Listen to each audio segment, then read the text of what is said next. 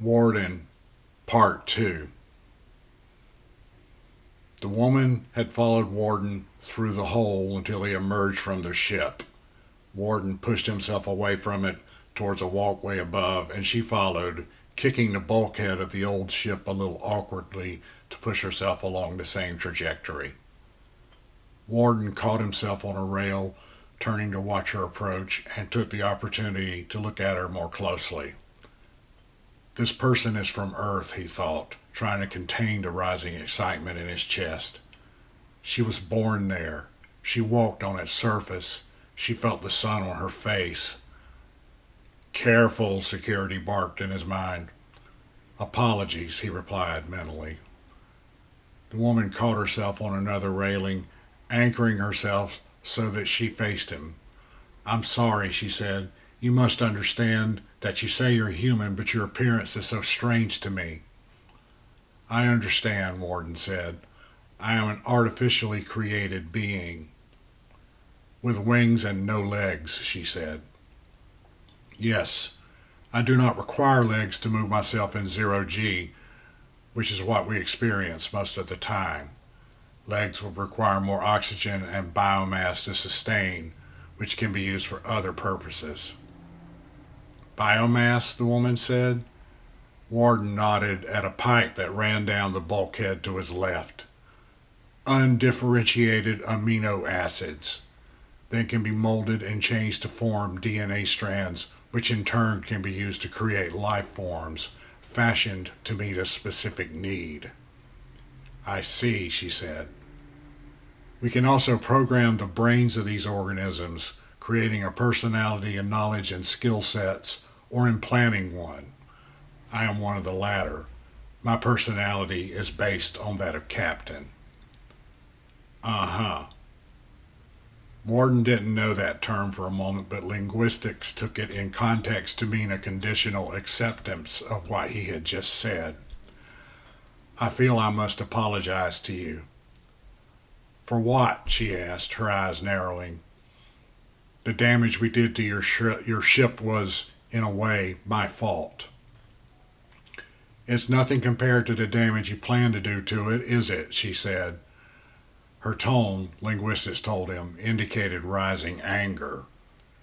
You must understand that we had no choice, he said. I am sure you are aware that the system where you are bound is undergoing a process of conversion. We did see something there, yes, she said. It's called a miasmatic cloud. It infiltrates occupied solar systems, reduces the planets to rubble, condenses all of the mass of the system into the sun, which causes it to nova, jettisoning pieces of the cloud into deep space, where they look for other systems to repeat the process. It has happened to several solar systems where humans have started colonies. My God, she said, and linguistics translated that as an expression of reluctant acceptance. Do you know what this cloud thing is? Is it alive?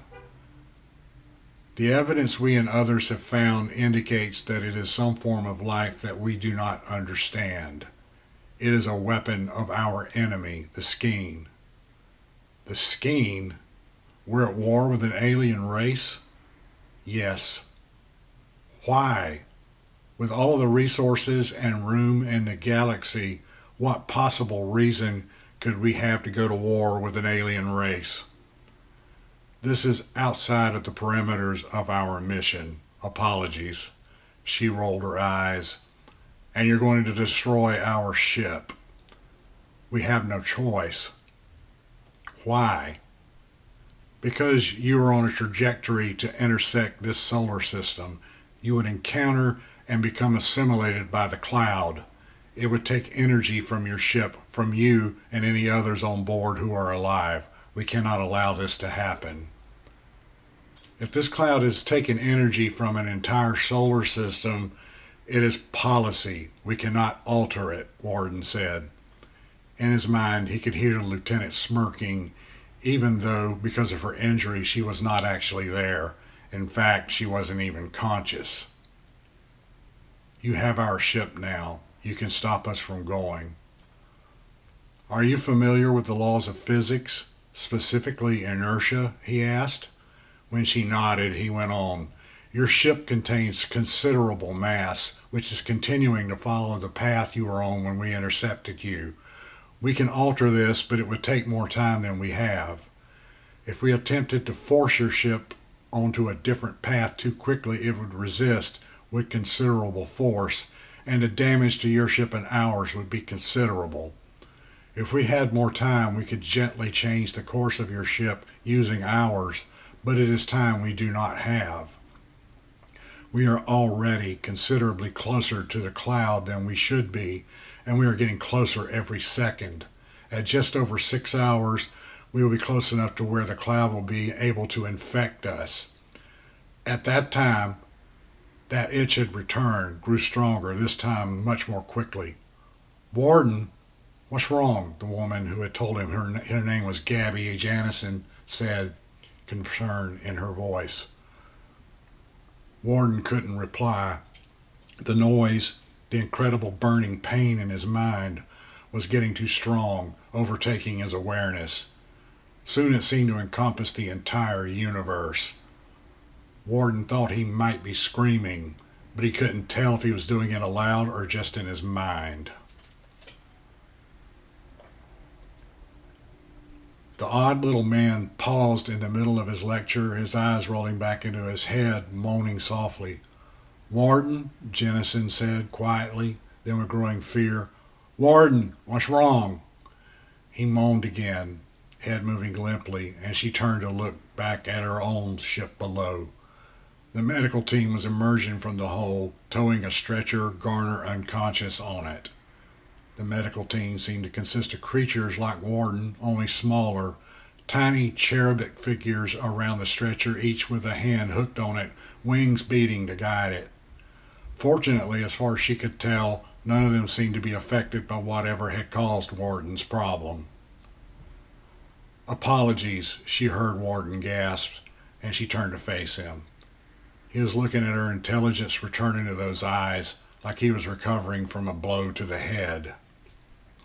What happened? She asked. We are not sure. This is new to us. We assume it has something to do with the cloud. We have no idea from anyone who has approached one as closely as we have. Are you okay? She asked. He frowned, and she thought about what she'd said. Are you all right? She rephrased. I will be momentarily, he said. Then his eyes grew unfocused, and he moaned again. Warden, she said, reaching forward, forgetting for a moment that she was in 0G, and catching herself on the railing before she began spinning in place. Apologies, he said again, opening his eyes. Tears streamed from them, falling away, forming tiny globes of water. I have just received word. Lieutenant has died. I'm sorry, she said. Was this person a close friend? I respected her a great deal, though we often disagreed. Her opinions were usually well thought out. Her brain was injured in the previous incident, which also resulted in the damage to your vessel, and this latest incident was too much for her. He sighed. What's going to happen to her? Her body will be placed in a recycling chamber to be reconstituted. It will rejoin the biomass. We will grow another lieutenant, and she will be programmed with the memories and personality of this one, but it will not be the same. It never is. I see, Janison said. Can we go to wherever you're taking my friend? I want to stay near him. The infirmary, Warden said. I am under orders to take you there anyway.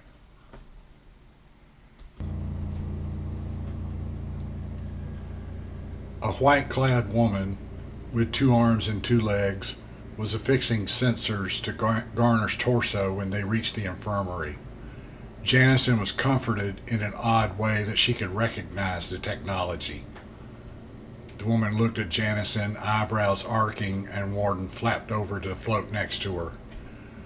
Medics does not have linguistics access as I do, he said. You mean she doesn't speak my language? Correct. Our language has changed much over the centuries. The medic leaned over and whispered something in Warden's ear. Warden asked her a couple of questions in a language that might have been English but spoken very quickly and with a lot of syllables dropped, and received a reply. "How is he?" Janison asked. "We are unsure. Our medical facilities, to be honest, are not as sophisticated as they should be. In our case, when one becomes disabled or dies, then another is grown. There is no need to treat severe injuries or sickness." "I see," Janison said, starting to feel concerned for Garner. Still, Medic is quite well trained and has access to centuries of medical research. Medic was holding a device with a screen, looking at it and frowning at the results. Something seemed to catch Warden's eye behind her. She turned and saw a body on a gurney. It looked like a female version of Warden, except that it was unmoving. Warden sighed, and she could hear tears in his voice when he spoke. "That is Lieutenant," he said. "I'm so sorry, Warden," she said. "It is such a waste. For her to die in battle, that would be acceptable. That is what we were made for, to die like this." Janison turned to look at Warden. "Were you in love with her, Warden?" she asked. Warden looked confused at her question. "I respected her a great deal," he said. "Her arguments forced me to look closely at my opinions and in some cases change them. I will miss her." "You can go over and say goodbye to her if you want," Janison said. "I'll wait right here." "I will do that," Warden said, gratitude in his voice, while he flapped his wings a couple of times to bring himself next to the gurney. "Doc?" Incredibly, it was Garner calling her. Medic looked at him briefly, then went back to checking the readouts on the monitor she held, apparently uninterested in what they might be saying to each other. "What's going on?" She gave him a brief rundown, and Garner took it all in, saying nothing until she finished. "You can't let them destroy the ship," he said. "There are 200 people still in stasis." "I know that," she said. "Not to mention the embryos, human and animal. You got to find a way to stop them. Find a way to get to the ship and get it away from here. Do something, Doc," Garner asked before he closed his eyes and grew quiet. Warden floated back over, hovering next to her, watching Garner. Medic spoke some quick gibberish, and Warden replied in the same language. "She said his brain is swelling," Warden told her. "She's not sure she can make it stop. If his intracranial pressure becomes too high, it will kill him." Janison took a deep breath. "She is going to try to help him, though, right?" "Of course," Warden said. "Then there's nothing I can do," she said. Her voice trembled as she said it. "Warden, can I ask you something?" "You may ask me anything. I can't guarantee an answer, however." She took a deep breath. "How do you know the cloud is a weapon of the Skeen?" "Because it only attacks human colonized systems. It also does not attack uninhabited systems." "But are you sure it doesn't attack Skeen-controlled systems? How do you know that for certain?" "It only makes sense. We know from an objective analysis that the cloud is an artificially created life form. It is drawn to systems inhabited by humans. It destroys them. It bypasses systems where there is no life. It must be a weapon." "But how do you know it doesn't attack Skeen too? Why would it if they created it?" Janison growled. "Look, Warden, in just over 5 hours now, you are planning to destroy my ship and kill 200 people in the process, all because you want to stop us from flying into that cloud. I want to at least understand what this damn thing is. I want to know what my people are dying for." Warden floated there, rubbing his chin. "You wish to see our data on the cloud?" Anything you may have, she said. Anything at all. Maybe fresh eyes will see something your people missed. Fresh eyes, Warden said, sounding amused. Very well.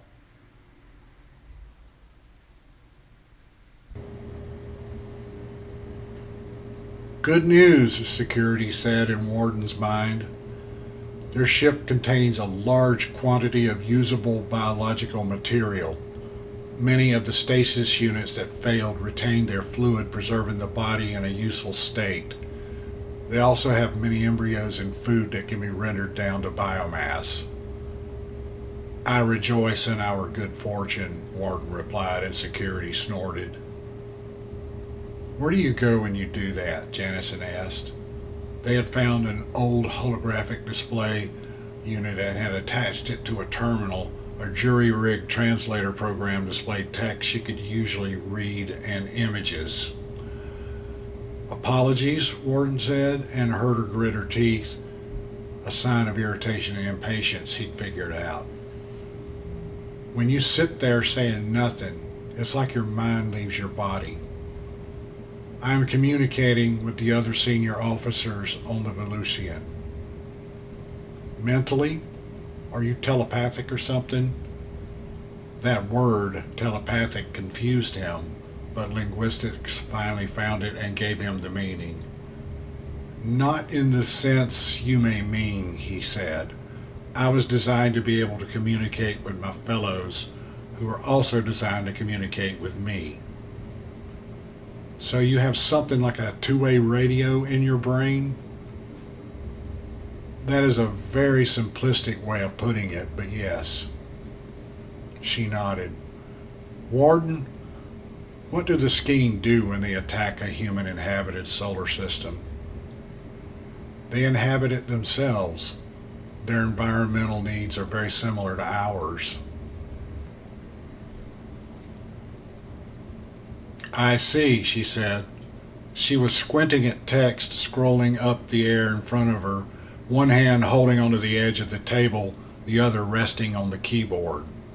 Why do you ask?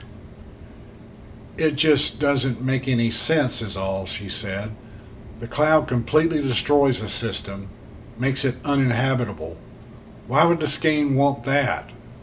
Looks to me like they'd want to wipe out the human population but leave the planets intact so they can settle there. Perhaps they are incapable of creating the programming necessary for the cloud to do something like that.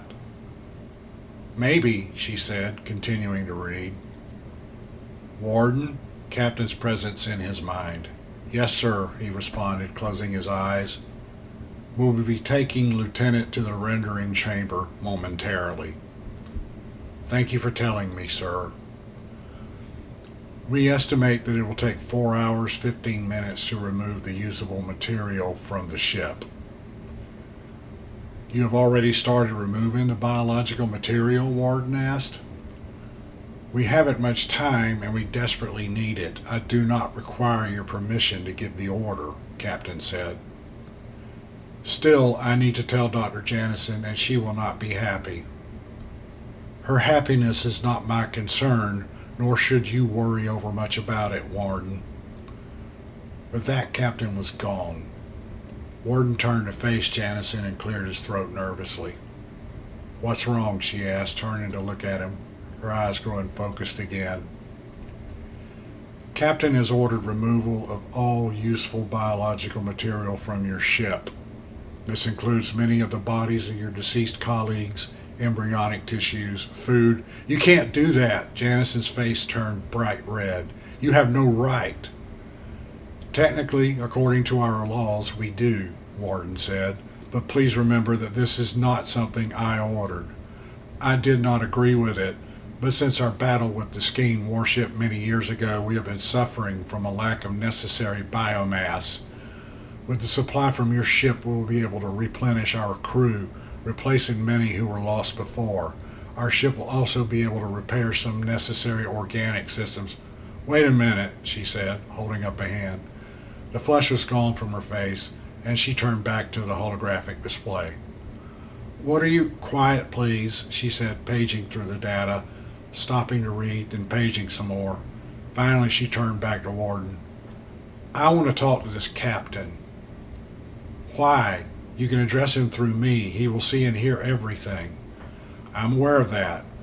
I want to see him, though. In person. Now, Warden. Please. He sighed, something he'd recently learned to do, but which seemed to be the right thing to do under the circumstances. I shall attempt to persuade him to see you, he said. She felt like she was close to something. Janison followed Warden through the corridors, trying to come to grips with all of the pressure she was under, trying not to feel the weight of the 200 or so others still in stasis who may never awaken now. She also tried not to think about Garner lying in the infirmary, being watched over by a medic who did not give an optimistic update when Warden checked with her earlier. Instead, she braced herself and concentrated on moving in 0G. The ship was designed for that, and there was always something to grab or kick off of to propel her further. She'd never be as good as Warden, who was literally bred for it, or any of the others she had encountered, but she felt she was growing better at it by the minute. Warden paused in front of a doorway that opened with a faint sigh. It was dark inside with lights flickering, and Warden waited next to the open door. Please precede me, he said, actually bowing slightly even though his body ended just below the waist. Janison kicked against the bulkhead and pulled herself inside. She could hear Warden moving into the room behind her, and the door hissing closed. It took a moment for her eyes to adjust. The room was a bit smaller than she thought it would be, with two walls lined with electronics of one sort or another, or screens showing views all over the ship. One other wall, to the far right, was covered with thick pipes, and she could smell that organic smell she'd figured out was the biomass, slightly stronger in that direction. The captain was in a chair in the middle. He was held in place by wires and cables that seemed to be attached to his body in different places. Unlike Warden, he had no wings, but he did have legs. His face, she noted when he turned the entire chair around to face her, was identical to Warden's. There was a chair on the other side of the captain's chair, and one to the right of it, and one in front. Warden flapped over and indicated that she should approach. Warden himself settled into the chair, his extra long toes wrapping around a rod in the seat. Greetings, Captain said, while Janison found a toehold close to him. She hooked her right foot under it and looked around the room while Captain continued. I do regret the necessity of what we must do to your ship. You're taking the things we needed to survive on an alien world, she said. Your ship will never arrive at an alien world. Or another alien world, I should say, as I understand you did arrive at your original destination. Keble 4. It was uninhabitable. Oxygen atmosphere, but it was geologically unstable. Pity, Captain said. Still, your ship would intersect with the cloud in just over 4.5 hours if left on its own. Instead, you're going to destroy it, she said. A regrettable necessity, but the ultimate point I was making is that it will be destroyed either way. At least this way your biological material will benefit us, so some good will be derived from this unfortunate occurrence. And when all is said and done, we'll have prevented the cloud from gaining any benefit. And there is no way you can awaken the others who are still alive in stasis. Your vessel lacks the power, and we lack time to fashion an interface where we can integrate your systems with ours. Janison stood in place, scratching her chin. Captain, are you absolutely certain that we will be destroyed by the cloud? Indeed, there is no doubt. Are you certain it is a weapon of the Skeen? It must be. She paused, feeling like her heart skipped a couple of beats. That is one hell of an assumption, Captain, she said. Do you have any evidence?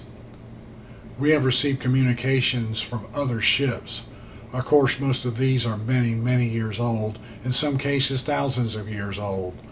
This intelligence came from another ship that encountered the cloud, a ship from a previous generation that began its mission several years before this one. So, faster than light travel is still not possible. No, Captain said. How long has this ship been in space? Subjectively, we have been in space for 872 years. Objectively, since we spend so much of our time coasting at relativistic velocities, it is many thousands of years when one takes time dilation into account. So technically you're on your own out here. It is an unfortunate necessity. Still, you said you decided that the cloud was a weapon of the scheme based on a message you received from this other ship. Yes. Which at the time could have been hundreds or even thousands of years old. Correct. The ship actually performed some analysis on the cloud before it was overwhelmed, correct? Janison asked. You have seen the data, Warden said from behind her and to her left. I have, she said. Captain, that ship analyzed the cloud and determined that there were components of it that were millions of years old. Not thousands. Millions. I am aware of this, Captain said. What of it? Objectively or subjectively, this war hasn't lasted millions of years, has it? No, Captain said. Why would the scheme develop the cloud as a weapon when they don't have an enemy to use it on? They only encountered us a few thousand years ago, correct? Correct, Captain said. Captain, please understand. We are missing something here.